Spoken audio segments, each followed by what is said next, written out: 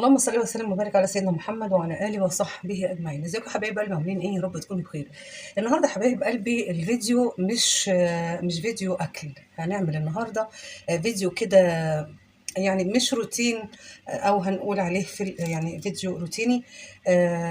نزلت اشتريت النهارده شويه حاجات اللي هو الخزين بتاع الشهر، وهقول لكم على حاجه. انا جبت الحاجات هوريها لكم، بس هوريكم ايه جزء جزء كده. جبت الحاجات اللي هي الحاجات تعويضيه، يعني الحاجات مش لازم، يعني مثلا الصويا صوص والدبس الرمان والكلام ده كله. انا شايفه ان الازازه ب 65 جنيه و75 جنيه، فبدات اجيب حاجات تعويضيه يعني عشان اعوض الموضوع شويه، او ان انا يعني ايه اظبط الموضوع شويه. فبدات اجيب حاجات هقول لكم عليها دلوقتي. انا طبعا كنت بجيب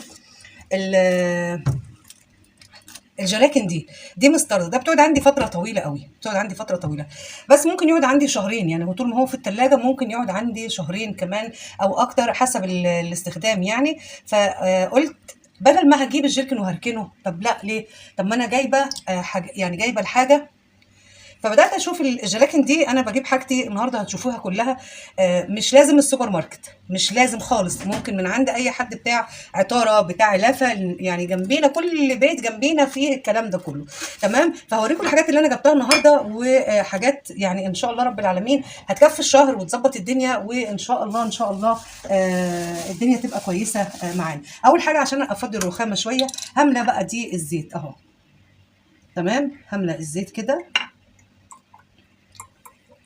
ده الزيت العادي بتاعنا. تمام، شيل دي يا محمد، اقفل وحطها. وهملى الزيت وهحطه، وعندي هنا دي بتاعت زيت الزيتون برضو هملاها، واحطها برضو في نفس الايه المكان بتاع الصوصات. احط هنا كده زيت الزيتون. زيت الزيتون ده جايلي من العريش.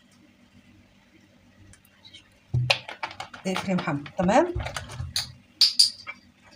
وهغطيها برضو، وهحط الزيت برضو هنا. طبعا انا جبت دي دبس رمان، وجبت الصويا صوص اهو. تمام، هوريكم بقى الكيسه اللي انا جبتها وهفضيها ازاي، وهوريكم ازاي ان احنا ممكن يعني نخلي الدنيا سهله وبسيطه. تمام، ده طبعا ايه اهو مايونيز. طبعا انا ممكن اعمله في البيت، وبنعمله في البيت، وان شاء الله هعمله معاكم وهنزله على القناه. الحاجات دي طبعا هتتحط في الثلاجه. فانا عندي هنا الازايز اهي بستخدمها عادي. هفضي المايونيز واحطه في الازازه. جبت هنا عشان اشوف وبعد كده بنفضي هوريكم. جبت مايونيز، وجبت هنا باربيكيو، صوص الباربيكيو، وجبت هنا الكاتشب، وده عسل اسود. تمام، بستخدمه برضو للاكل، بستخدمه يعني استخدمه احطه على رز الكنتاكي، على رز بالخلطه، على اي حاجه.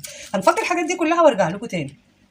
يبقى كده حبايبي خلاص خلصنا. زي ما قلنا حطيت العسل الاسود هنا، ممكن احطه في برطمان، ممكن احطه في العلبه بتاعته، اي حاجه. الحاجات دي سايبه من عند العطار، يعني الحاجات دي سايبه هتلاقيها وفرت معاكم كتير قوي قوي قوي. وهنا الكاتشب، وهنا المايونيز، وعندي هنا المستردة زي ما قلت لكم. هنغطي بقى الازايز بتاعتنا ونرصها بقى في الصندوق بتاعنا بتاع الصوصات ده. وطبعا هستخدم منه حاجات دلوقتي، وبعد كده هنشيل الحاجات دي نحطها في الايه التلاجة، عشان طبعا نحتفظ بيها اطول وقت ممكن عندنا يعني كده. تمام، وده كده الايه المستردة بتاعتنا. نجيب كده الصندوق بتاعنا زي ما انتم شايفين اهو. ودي كده كانت الصوصات بتاعتنا اللي احنا جبناها، و يعني التكلفه بتاعتها قليله قوي. تعالوا بقى بينا هنشوف بقيه الحاجات اللي احنا جبناها ايه مع بعض كده. بص يا حبايبي، كده بقيه الخزين بتاعنا زي ما انتم شايفين كده. انا جبت الصلصه، بستخدم انا العلب دي. تمام، تمام، انا بجيب العلب دي. طبعا احنا عاملين مقاطعه لكل حاجه زي ما انتم شايفين وعارفين يعني. وهنا عملت الزيت ده، انا جبت 6 ازايز، يعني انا جايبه 6 ازايز زيت. ال6 ازايز دول هيكفوني. طبعا في واحده انا فتحتها ومليت منها الازازه، وهنا الخمسه والتانيه تحت. وجبت هنا 4 ازايز خل. تمام، وجايبه هنا كريم كراميل هنعمله لو هعمل حاجه حلوه. وجبت هنا الكاستر، وجبت هنا كافي، يعني حاجه زي الكافي كده، زي الكافي ميكس، بس هي حاجه نوع جديد يعني، قلت هجربه. وجبت هنا مرق الدجاج. دي علب. وجايبه هنا كريم شانتيه ولبن بودر، وجايبه شاي العروسه، ما عدناش بنجيب ليبتون.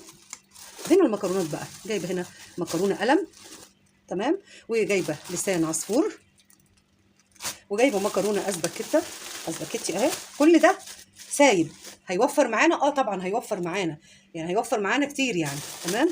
وطبعا نحط دي هنا كده. وجايبه مكرونه للكشري وللتحمير، جايبه 3 كيلو دي المكرونات. وجبت باكيت السكر ده اللي هو الكيلو الصافي. وجبت هنا شعريه برضو 3 كيلو هيكفوني. ودي بقيه المكرونه القلم. جبت رز بسمتي، كان فيه ب60 وب80 وب100، فانا جبت خير الامور الوسط، يعني انا بيمشي معايا عادي يعني. وجبت هنا مرق الدجاج بودر عشان انا بحب استخدمها. جبت توم بودر، دي النواقص بقى اللي كانت يعني كنت محتاجاها. وجبت كركم، وجبت بصل بودر، وجبت كمون. دي الحاجات، انا عندي كمون بس عايز يتطحن فقلت اجيب ده استعجالا. جبت عدس اسود عشان نعمل كشري، وجبت فول عشان بندمس الفول، وجبت عدس اصفر هحتاجه عملنا كشري او حطيت عليه على الفول برضو عادي. وجبت هنا دقيق، جايبه 2 كيلو دقيق، وجايبه نص كيلو نشا، وجبت هنا كاكاو خام استخدمه بقى للشرب للحاجات التانية. وجبت فيجيتار، وجبت بقسماط، وجبت علبه السمنه دي. العلبه دي هنعمل بيها حفله. ايه هي الحفله بقى اللي هعملها في العلبه دي؟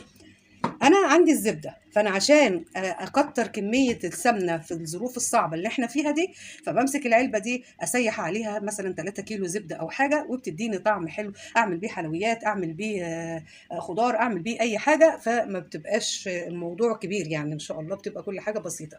وكده ده الخزين اللي انا جبته بالنسبه للنواشف اللي انا ممكن اجيبها. انا طبعا احنا بنجيب الملكه يعني انواع كتير قوي، ما فيش داعي لذكر الاسماء. بنجيب انواع كتير وبتبقى غاليه عن المكرونه اللي سايبه. انا جايبه كيلو المكرونه، كيلو الشعريه، كيلو لسان العصفور، الكيلو ب 20 جنيه، الكيلو ب 20 جنيه، تمام. وده كله كان الخزين اللي هو الحاجات النواشف اللي انا جبتها، اللي هي هتكفيني بامر الله الشهر ان شاء الله رب العالمين. وحاجات اقتصاديه وحاجات بسيطه عند اي عطار، عند اي حد ممكن نلاقيها، واسهل بكتير يعني.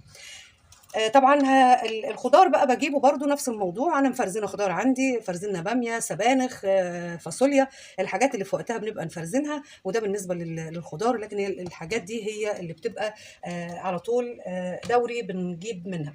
بالنسبه بقى للفراخ، انا عندي مش من هواة اللحمه قوي، او عندي جزء كبير من اسرتي ما بياكلش اللحمه اساسا، فالاعتماد الكل عندي على الفراخ.